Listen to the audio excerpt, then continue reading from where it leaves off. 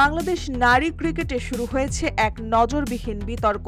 সাবেক অধিনায়ক জাহানারা আলম সম্প্রতি ইউটিউবের এক সাক্ষাৎকারে জানিয়েছেন, জাতীয় দলে থাকার সময় তিনি যৌন হয়রানির শিকার হয়েছিলেন। তার অভিযোগের তীর সাবেক নির্বাচক মঞ্জুরুল ইসলাম এবং নারী ক্রিকেট বিভাগের সাবেক ইনচার্জ প্রয়াত তৌহিদ মাহমুদের দিকে। জাহানারার দাবি, কেবল হয়রানি নয়, জাতীয় দলের ভেতরে কিছু কোচিং স্টাফ ও খেলোয়াড়রাও তার ক্যারিয়ার ধ্বংসে ভূমিকা রেখেছেন।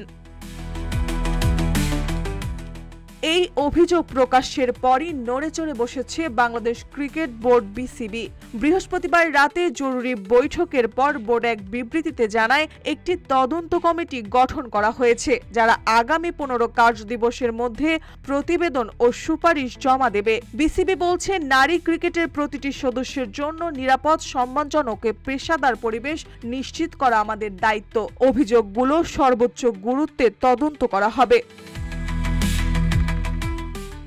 এদিকে জাহানারার পক্ষে কথা বলছে ক্রিকেটারদের সংগঠন কুয়াব, cricketers welfare association of Bangladesh. সংগঠনটির বিবৃতিতে বলা হয়, আমরা কোনো গড়িমসি দেখতে চাই না। অভিযোগ প্রমাণিত হলে দোষীদের বিরুদ্ধে দৃষ্টান্তমূলক ব্যবস্থা নিতে হবে। কুয়াব আরও বলছে, নারী ক্রিকেটে এ ধরনের ঘটনা পুনরাবৃত্তি রোধে সামগ্রিক কাঠামোগত সংস্কার প্রয়োজন।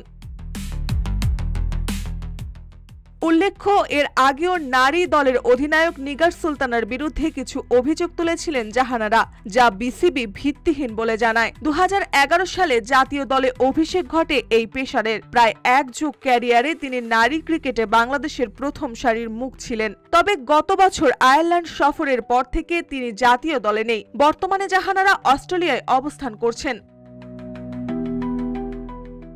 বাংলাদেশ নারী ক্রিকেটে আগে কখনো এমন প্রকাশ্য অভিযোগ ওঠেনি। এই তদন্তের ফল শুধু এক ক্রিকেটারের ন্যায় বিচার নয়, বরং ভবিষ্যতে নারী ক্রিকেটের সংস্কৃতি, নিরাপত্তা ও সম্মানের মানদণ্ড নির্ধারণ করতে পারে। মার্জিয়া মৌ, রূপালী বাংলাদেশ।